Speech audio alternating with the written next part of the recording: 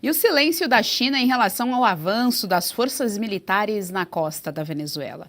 Pois é, o governo do Xi se posicionou por meio do porta-voz do Ministério das Relações Exteriores. Quem traz as informações é o correspondente internacional Ivan Kleber.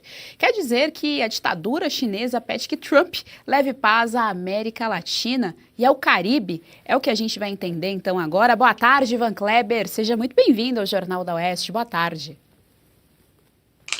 Boa tarde, Geisiane, e como sempre uma saudação especial à enorme audiência aqui do Jornal da Oeste. Muito obrigado a todos. Aparentemente, sim, a China quer que os Estados Unidos leve paz para o Oriente Médio, para a América do Sul, mas aparentemente o governo Trump não ouviu o recado chinês. Nós temos uma notícia de agora a pouco, muito importante, que nos dá um quadro da atual situação. A Embaixada dos Estados Unidos na Venezuela emitiu um comunicado importante, eu vou ler ele aqui, de não viajar. O governo dos Estados Unidos adverte qualquer cidadão do país ou que tenha qualquer tipo de residência nos Estados Unidos que não viaje ou permaneça na Venezuela devido aos graves riscos de detenção ilegal, riscos de tortura durante a detenção, terrorismo, sequestro, práticas policiais injustas, crimes violentos e principalmente distúrbios civis.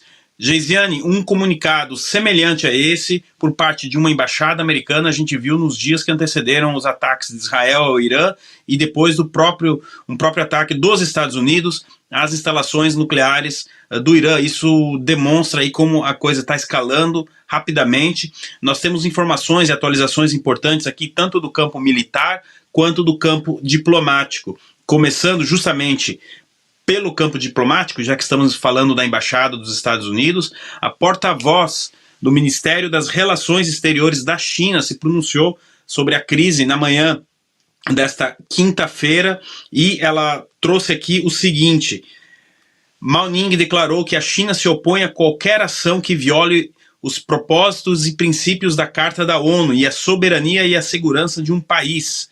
Além disso, ela disse o seguinte, abre aspas, esperamos que os Estados Unidos façam mais ações que conduzam à paz e à segurança na América Latina e no Caribe, fecha aspas. Essa é a primeira declaração de apoio vinda por parte de Pequim a Caracas. Lembrando aqui também as semelhanças com o Irã são muito grandes, mas no caso do Irã não foi suficiente o apelo chinês para que os Estados Unidos não fizessem nenhuma operação militar. Como nós sabemos, os Estados Unidos acabaram atacando o Irã. E ainda no campo diplomático, Geisiane, o ditador venezuelano Nicolás Maduro esteve reunido com o embaixador da China na Venezuela. Ele, Maduro, fez essa publicação mostrando ao mundo, né? Estamos vendo as imagens aí que o Jornal da Oeste disponibiliza para a nossa audiência, do encontro de Nicolás Maduro e o embaixador da China no país.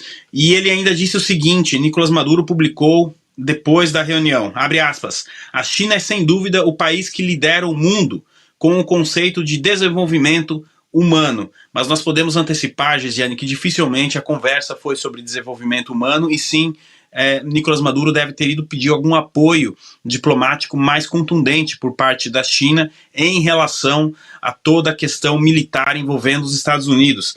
Agora que a gente trouxe, digamos assim, as últimas horas no campo militar, diplomático, Geisiane, eu tenho atualizações importantes aqui para nossa audiência do campo militar. Isso porque nós sabemos que já temos ali o avião espião Poseidon P-8 operando na região pela segunda noite consecutiva. Ele ficou voando ali em círculos, né, próximo ao território da Venezuela, a presença de um submarino e de 3 navios.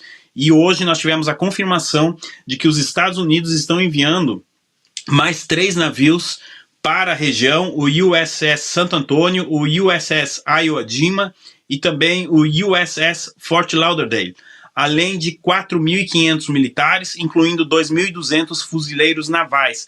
Essa força deve chegar na região no próximo domingo, Geisiane. Perdão, no próximo domingo, Geisiane.